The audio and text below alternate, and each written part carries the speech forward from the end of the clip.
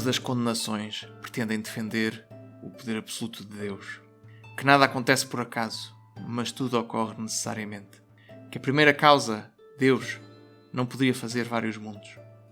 Que Deus não pode ser a causa do novo ato ou coisa. E que Deus não poderia mover os céus num movimento retilíneo, porque deixaria um vácuo. Portanto, Bernardo, aqui estou-te a citar a ti, nos teus slides sobre Etienne Tempier nas condenações de Paris no século XIII. Exatamente, umas condenações que foi esta exatamente. Portanto, este autor conhecidíssimo, não é? O Bernardo Mota.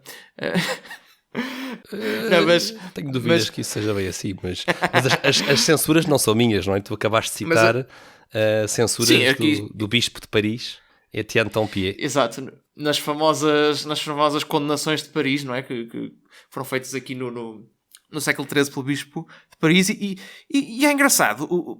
Hoje estamos de volta aqui aos cromos medievais e estamos com um cromo ligeiramente diferente. Um cromo fora do baralho. Um cromo fora do baralho. Sim.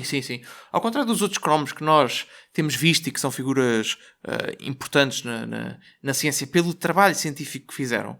Aqui o Etienne Tempier, pelo menos que se saiba, não é? Não teve grande contribuição especificamente no trabalho científico. Certo, é isso mesmo. Mas o que é bizarro é que ele promulgou um ato de censura de certas teses que teve... Censura teológica. Ele era bispo de Paris, sim, censura teológica. Censura teológica, e que, ao contrário daquilo que seria de esperar, não é? Que é, uma pessoa pensa, bom, censura, isto é para atrasar a ciência. Não, na realidade, as coisas que ele censurou, que ele pediu que se censurasse, eram coisas que eram danosas para a ciência e que, por facto de se terem censurado, permitiu que se desenvolvessem uma série de coisas, como já iremos ver, em vários ramos da ciência. Ou seja, o que estás a dizer, o que é absolutamente chocante, o que estás a dizer é que um decreto eclesiástico, uma condenação eclesiástica, e neste caso esta condenação tem 219 teses condenadas pelo Bispo de Paris, uma censura eclesiástica, não é? No fundo, abriu caminho para a evolução científica. É isso que estás a dizer, não é? Ironicamente, mas não era a intenção. A intenção do Bispo de Tempier não era uma intenção científica, não é? Também temos que ter aqui rigorosos, a intenção dele era filosófica e teológica. Certo. E teológica. Mas é preciso percebermos de onde é que isto surge. Portanto, o que é que são estas condenações de Paris e como é que isto aparece, não é? Portanto, isto tem a ver com um dos nossos grandes amigos aqui do podcast, não é? Que é o Aristóteles. Portanto, o filósofo. Nós chamamos de filósofo. Está relacionado com o filósofo que, enquanto a sua filosofia era extraordinária, o seu trabalho científico também era extraordinário, como nós já falámos no episódio do Galileu, não é? No entanto, continha erros, continha vários erros. Mas continha, exato. Continha erros, ou seja, são coisas que fazem sentido assim à primeira vista, mas com o desenvolvimento com a passagem do tempo e com o desenvolvimento da ciência, se foi percebendo que eram erradas. Mas aqui é engraçado que a motivação do Bispo de Paris não é essa. A motivação do Bispo de Paris é que ele está a afirmar, por causa do aparecimento das obras de Aristóteles na Europa medieval, digo aparecimento, se calhar podemos explicar um bocadinho isso, não é? Sim, vamos explicar um bocadinho isso daqui a pouco. Por causa da divulgação destas obras na Europa medieval, houve uma série de teses de Aristóteles que as pessoas assumiam como verdadeiras e que na realidade eram problemáticas para o cristianismo e problemáticas sem eles saberem para a ciência. Sim, claro, e no fundo convém então recuar aqui umas décadas, Gonçalo, ao começo do século XII. O começo do século XII é este período importantíssimo na história da Europa medieval, em que as primeiras universidades surgem, precisamente no virar do século XI para o século XII. Perdão, ao virar do século XII para o século XIII, em Bolonha, em Paris, em Oxford, em Portugal, aqui em Coimbra. Este é o século das universidades. O século XIII é o século das universidades. E é precisamente no decorrer deste século, e logo no começo do século, que começam a chegar à Europa, aos centros de estudo do saber, traduções de obras de Aristóteles. Estas traduções vêm quer do grego, que são fontes bizantinas, traduções do grego de Aristóteles para latim, quer traduções árabes. Muitas vezes fala-se que Aristóteles só chegou à Europa, na sua obra, não é? Por traduções árabes. Bom, isso não é bem verdade. As traduções árabes foram muito importantes, mas as traduções árabes era a tradução da tradução.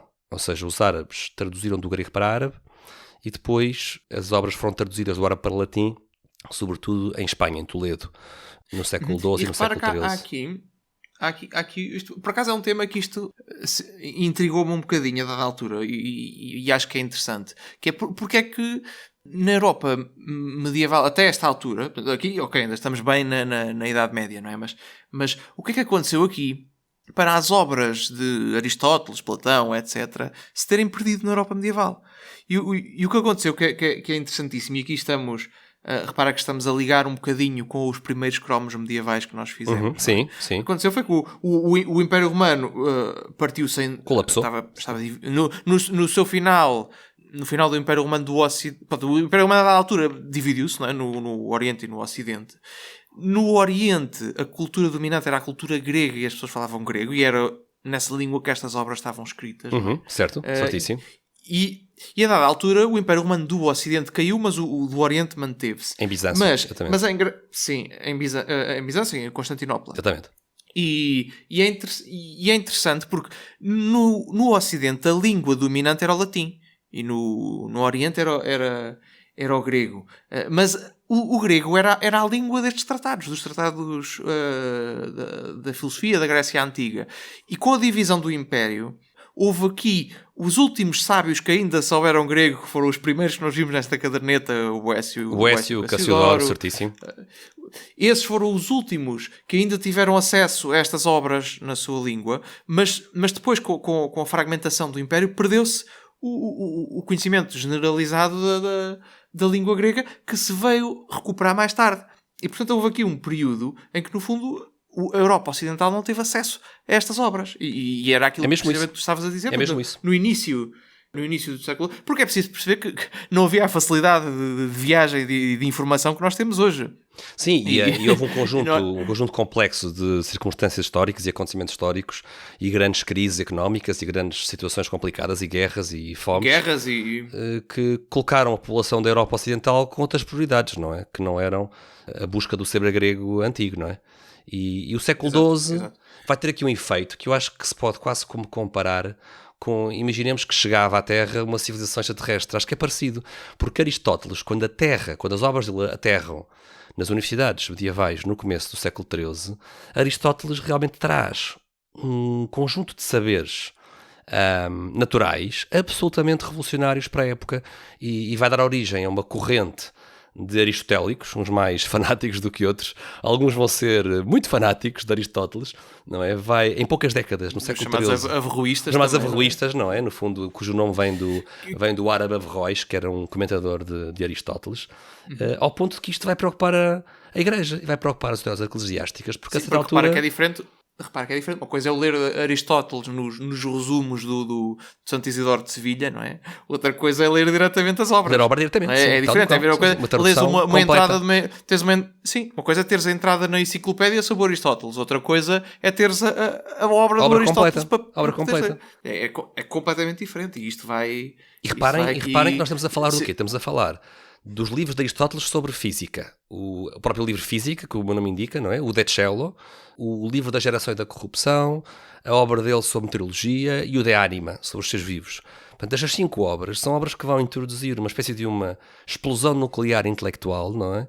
No começo do século XIII. Isto vai pôr todas as universidades a discutir isto. É um verdadeiro renascimento, não é? Sim, pode-se perfeitamente falar nisso.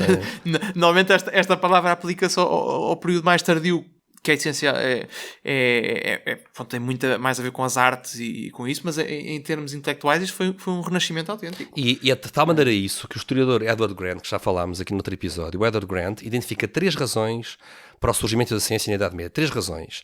Primeira é precisamente esta, a tradução medieval das obras de Aristóteles. A segunda razão que ele introduz para o surgimento da ciência na Idade Média é a criação das primeiras universidades. E a terceira razão é o facto de que estes currículos universitários obrigavam os doutorandos, portanto as pessoas doutoravam-se em Direito, em Medicina ou em Teologia. E os doutorandos tinham que completar o chamado mestrado em Artes, tinham que ter completado o mestrado em artes, que implicava o estudo da dialética, a lógica, da retórica, da gramática e do quadrívio. A aritmética, a geometria, a música, a astronomia, já falámos aqui nelas quando falámos do Boécio. Por isso, só quem chegava a teólogo, a doutor em teologia, ou quem chegava a doutor em direito canónico, por exemplo, tinha feito estas disciplinas no grau de mestre. Aritmética, geometria, música, astronomia, que são disciplinas de base, a matemática, diríamos hoje, de base científica. E estas 3 razões são as razões que, segundo o Edward Grant, explicam o surgimento da ciência na Idade Média. Portanto, é realmente uma pequena revolução que acontece aqui, uma pequena grande revolução que acontece aqui, na vida intelectual da Europa neste começo do século XIII, que depois dá origem a excessos, não é? Como no caso dos averroístas, não é? Que consideram que Aristóteles disse a última palavra sobre tudo, que não havia nada mais para melhorar em Aristóteles, não é? Estava tudo dito. Naturalmente, com todas estas novidades, houve pessoas que cederam, não é? E foi precisamente isso que levou à promulgação destas condenações. Então, o que é que acontece aqui? Que teses de Aristóteles ou do seu comentador Averroes, em quem incidiram principalmente estas condenações, é que foram aqui alvo de censura? Pronto, ele no fundo lista 219, mas há pouco começaste o episódio, Gonçalo, a listar aqui 4 dessas 219 teses, que são interessantes porque estas teses censuradas inadvertidamente vão abrir o caminho para uma nova física que vai surgir em Paris e depois vai se espalhar para outras partes da Europa. A primeira tese que tu citaste é a tese 21, que nada acontece por acaso, mas que tudo ocorre necessariamente. E o facto de que os teólogos e o bispo de Paris consideravam que Deus, se quisesse, poderia fazer algo acontecer por acaso, é uma preocupação filosófica e teológica, mas que, no entanto, vai contar Aristóteles, porque Aristóteles dizia que tudo o que acontecia tinha, digamos, uma causa necessária para tal coisa acontecer, não havia espaço para o acaso em Aristóteles, e vamos reparar que há aqui uma linha geral nestas condições de Tempier, que é libertar a omnipotência de Deus. Né? Deus não pode ser limitado só porque Aristóteles acha que Deus está limitado. Não é? Há aqui uma preocupação teológica. Sim, porque repara que eles não estão a dizer que há coisas que acontecem por acaso. O que eles estão é condenar que se afirme que nada acontece por acaso. Exatamente. É muito importante a distinção. É isso que eles... Eles estão a querer deixar no fundo, opções em aberto para Deus, basicamente. Sim, porque no fundo o que acontecia é que Aristóteles tinha estas ideias, e são ideias de valor, mas as pessoas afirmavam-nas como se tivessem a certeza delas. Sim, como verdades demonstradas. Tal e qual. Como verdades demonstradas. E é por isso que o bispo intervém na universidade e faz estas censuras todas. Exato. A segunda tese que nós aqui íamos buscar é a tese 34. Também é muito interessante. Que diz que a primeira causa... Para Aristóteles era a primeira causa, não é? Mas nós os cristãos interpretamos como sendo de Deus, não é? Sim. Já falámos nisso noutros episódios e faremos episódios mais detalhados. Mas portanto, a primeira causa não poderia fazer vários mundos. Portanto, só se conhecia o mundo. Aristóteles achava que era só esse, não é? A Terra, nós estamos. É claro que havia os planetas, mas isso não era... Ele não via isso como sendo outros mundos, não é? Isso era o éter. Não é? Era o éter. Eram entidades etéreas, sim. Só existe este e a primeira causa não podia fazer outros. E o bispo, claro que viu isto como problemático, não é? Porque a verdade é que Deus, se quisesse, poderia ter feito outros mundos. Sim. E tanto poderia que nós sabemos hoje que fez, não é? E não esquecer, depois mais tarde, no Renascimento, o famoso cardeal Nicolau de Cusa vai inclusive a escrever obras acerca da especulação, acerca da existência de mais mundos do que o nosso. Mas porquê que o Aristóteles disse isso? Ele disse isso porque, de acordo com a sua física dos 4 elementos, não é? Da terra, da água, do ar e do fogo, ele não concebia mais nada para lá do éter, que era o 5º elemento. Portanto, o fogo era o 4º elemento natural, a partir daí existia um domínio etéreo, não é? E para Aristóteles não havia espaço lógico para mais nada, não é? E o bispo de Paris... Tudo que era terra caía para o centro do universo, que é onde nós estamos. Claro, que são os corpos mais densos. Portanto, se existisse mais terra, cairia para aqui. Tal e qual. É? Portanto, portanto, só podia haver... E estas ideias faziam imenso sentido. Se quisermos, é como se os aristotélicos do século XIII, os fãs de Aristóteles do século XIII, tivessem interpretado estas ideias de Aristóteles como evidentes, científicas, diríamos hoje científicas, não é? Argumentos que pareceram na altura super científicos, não é? Super racionais, não é? E o bicho está preocupado e diz... Mas Deus, se quiser, pode fazer vários mundos. O que é interessantíssimo. Não é? Já agora, quem se lembrará, talvez, daquela discussão típica, não é? De dizer que a Igreja, por razões teológicas, não admitia a existência de vários mundos, vejam que isto é o exato oposto. É o exato oposto daquela ideia que costumamos sempre ouvir e repetir, não é? Sem grande aprofundamento. Então, e vamos à próxima que a Terra censura. teria que estar no centro do universo porque o homem era o principal. Sim, porque o homem era o maior principal. Ou seja, são preconceitos... São não é clichês. Não é a palavra indicada. Sim, são ideias superficiais. Sim, exato. Mal entendidos, que muitas, pronto, são mitos, Sim, exatamente. que circulam sobre a Idade Média e que não são, muitas vezes não são verdadeiros. Portanto, temos aqui, por exemplo, estou passando à próxima tese, temos aqui a tese 48, que diz que Deus não pode ser a causa de um novo ato, ou de uma nova coisa, não é? Nova. Portanto, Deus não pode criar coisas novas. Porque Aristóteles, por exemplo, dizia que o universo era eterno, não é? Que tinha existido desde sempre, e isso...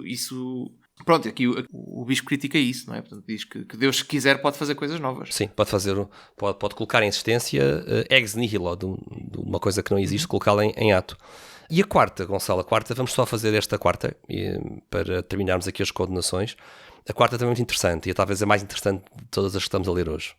Que diz que, então é a condenação 49, que diz que Deus não poderia mover os céus num movimento retilíneo, porque deixaria um vácuo. Bem, isto até soa um bocado estranho, não é? Temos que explicar um bocadinho melhor isto, não é? Sim, vamos desmontar esta afirmação, Bernardo. O que é que dizia Aristóteles? O que é que dizia Aristóteles e o que é que os fãs de Aristóteles vão dizer no século XIII?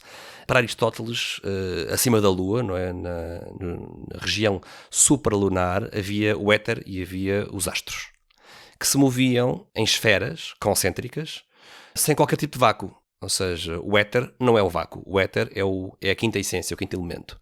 É um meio contínuo, não é? Como se fosse água, mas muito mais... Subtil, é como se o universo estivesse todo cheio de água, mas muito menos denso, sim. Não é?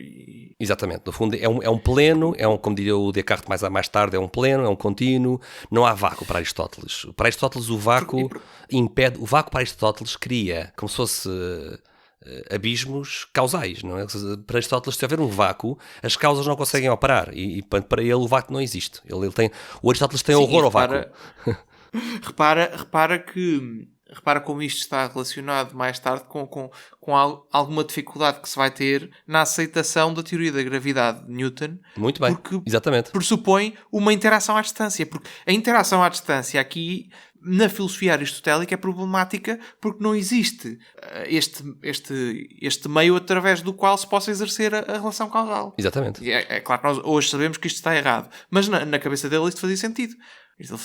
Porque é que as coisas caem para Aristóteles? Não é porque existe uma interação à distância entre a Terra e as coisas que as puxa para o chão. É porque o lugar natural das coisas que têm mais terra é junto do resto da Terra, e se nós temos ar por baixo disso ou água, esse ar vai querer ir para cima porque é o lugar natural dele e estabelece esta relação causal que causa o movimento e a queda dos corpos. Portanto, para Aristóteles é assim, mas... e como cada objeto procura o seu lugar natural, não há vácuo. Cada elemento, ou a proporção dos elementos, distribuem-se de forma natural, de forma que não existe qualquer tipo de vácuo. E juntamos também a isso o facto que nessa proposição 49 que tu leste, há a questão do movimento retilíneo, não é? E do movimento circular. Para Aristóteles, os corpos supralunares, os corpos etéreos, movem-se eternamente e de forma perfeita e incorruptível em torno de um centro de uma esfera, portanto, com movimentos esféricos, porque é o movimento perfeito, o movimento que não precisa de ser começado nem terminado, o movimento eterno é o movimento da esfera das estrelas, das esferas dos vários planetas que giram em torno do centro do universo, que é o centro da Terra. E o Bispo Tompier diz, não, mas então, se Deus quiser mover um planeta, não pode movê-lo numa reta? Os aristotélicos dizem, não pode, porque os movimentos dos astros são todos esféricos, ou circulares, esféricos, melhor dizendo. E o bispo diz, não, mais uma vez, eu não quero que vocês limitem a omnipotência de Deus.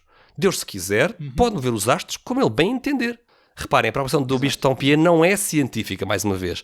É uma preocupação de dar espaço à causalidade divina e à criatividade de Deus. E no fundo, este episódio, Gonçalo, resume precisamente isto. Temos aqui um bispo de Paris a fazer um documento longo que condena 209 teses de filosofia e teologia com o único objetivo: libertar a omnipotência de Deus, não colocar Deus com uma camisa de forças aristotélicas. Libertar Deus dessa camisa de forças de Aristóteles, não é? E vai ter uma consequência imprevisível na altura, muito interessante, não é? Que vai obrigar o mundo académico a pensar o movimento dos corpos, a pensar a física, sem essas verdades supostas de Aristóteles, não é? É abrir o campo das possibilidades para a física e para o movimento dos corpos. Portanto, vai estimular a experiência e o desenvolvimento, não é? E repara, como existe aqui uma diferença fundamental entre dizer que Deus tem liberdade para fazer para mover os corpos celestes de forma retilínea, que no fundo seria ou Deus fazer um milagre para eles se moverem de forma retilínea, ou Deus criar leis da física diferentes que os fizessem mover de forma retilínea. Repara como isto é diferente de dizer que Deus pode fazer contradições lógicas, porque as leis da física e as leis da lógica estão em patamares diferentes. Portanto, as leis da física acabam por ser...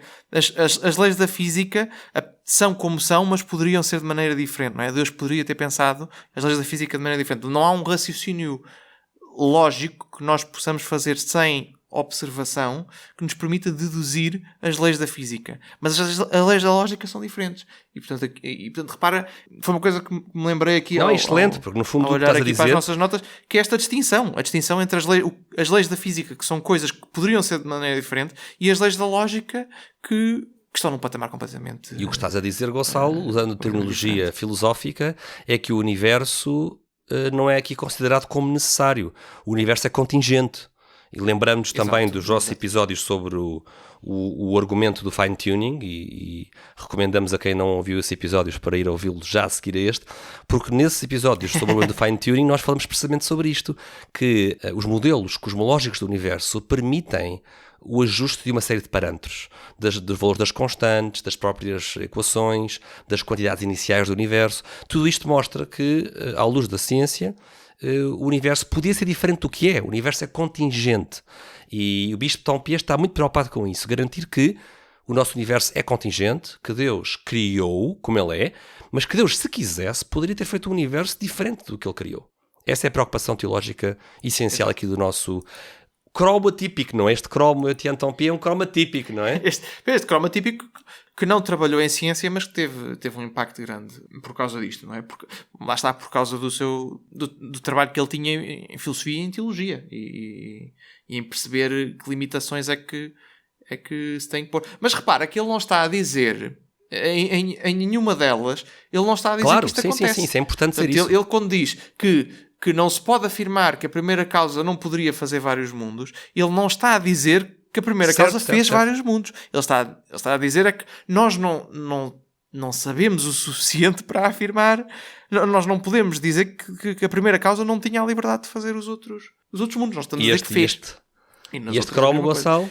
Não, ia dizer que é engraçado que ele fala também de outras coisas que não vamos detalhar tanto como estes 4 pontos aqui, que achámos que eram os mais interessantes para trazer para aqui, mas ele faz também algumas das condenações que ele publica, tem por exemplo a ver com o tema que nós já falámos, penso que foi no episódio do Roger Bacon, da astrologia judiciária, que é quando se usa a astrologia para prever o que é que os seres humanos vão fazer, negando a liberdade dos mesmos. Portanto, isso também é algo que é problemático. Sim, a censura da Igreja sempre foi atrás. Exato. E sempre condenou estas ideias de que o ser humano não tem liberdade e de que os astros permitem adivinhar o futuro da vida humana. Isto sempre foi condenado. Que foi como nós falámos na altura, foi uma das coisas que, com o tempo, o facto da Igreja pôr esta limitação à astrologia, prever... O futuro do ser humano. Limitar a liberdade dos seres humanos, acabou, com o passar do tempo e com esta forma de pensamento, por levar à separação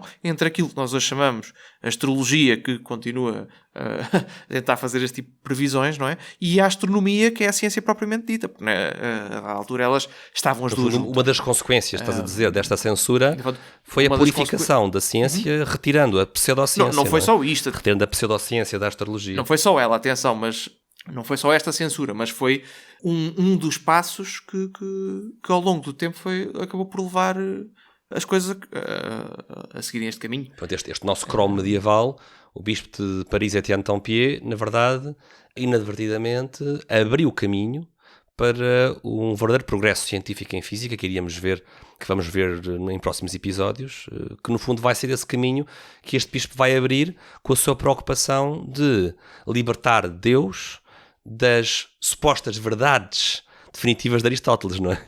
Essa que era a preocupação fundamental Exato. dele. E há aqui também um detalhe biográfico, Gonçalo, que também à laia de fecho deste episódio, explicar também que a figura histórica que levanta este problema ao Bispo de Dampierre e que pede para o Bispo de Dampierre lidar com este problema da Universidade de Paris é o nosso Pedro Hispano, o Papa João XXI, o Papa que nasceu em Lisboa em cerca de 1215. O Papa João XXI é quem vai escrever ao Bispo de Paris a pedir-lhe para meter ordem naquela balbúrdia que andava lá pela Universidade de Paris com aqueles aristotélicos, não é? Super citados com as verdades absolutas de Aristóteles, não é? E acho que ficamos por aqui neste episódio. Por acaso é uma personagem interessante. Temos também. Temos que fazer um episódio sobre ele, não é? Sobre o Pedro Hispano, não é? Sim. Exato. É algo que fazemos um episódio separado sobre ele. Sim. Que iremos fazer um dia, um episódio sobre o nosso Papa português, João XXI. E pronto, ficamos por aqui. Obrigado, Bernardo, por este bocadinho, por este tema. Obrigado também, Gonçalo. Interessante. Este cromo típico do Etienne Tempier, o Bispo de Paris. Este não era não trabalhava, este cromo não trabalhava em ciência, mas tu sabes quando nós estamos a fazer aquelas coleções de cromos em miúdos, não é? E nos falta um único cromo e se estraga a caderneta toda, não é? Fica aquele buraco lá numa das páginas, não é? E o Etienne Tempier... E normalmente é aquele cromo que é mais diferente. É prateado, ou dourado, assim com uma cor diferente.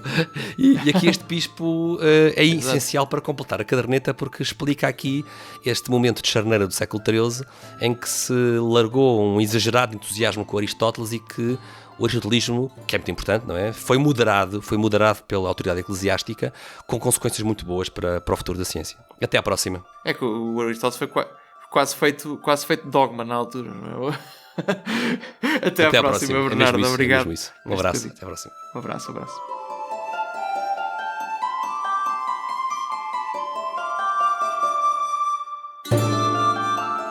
Foi mais um dos nossos cromos medievais. Esperemos que tenham gostado deste episódio, desta rúbrica em que mostramos os vários sábios que fizeram um trabalho científico ou intelectual importante durante a Idade Média. Relembro que se a relação da fé com a ciência é um tema que vos interessa, então não se esqueçam de subscrever, por gosto e partilhar. O Café Ciência e Fé volta em breve com novos temas, sempre a mostrar a harmonia entre a fé e a razão. Até lá, fiquem bem.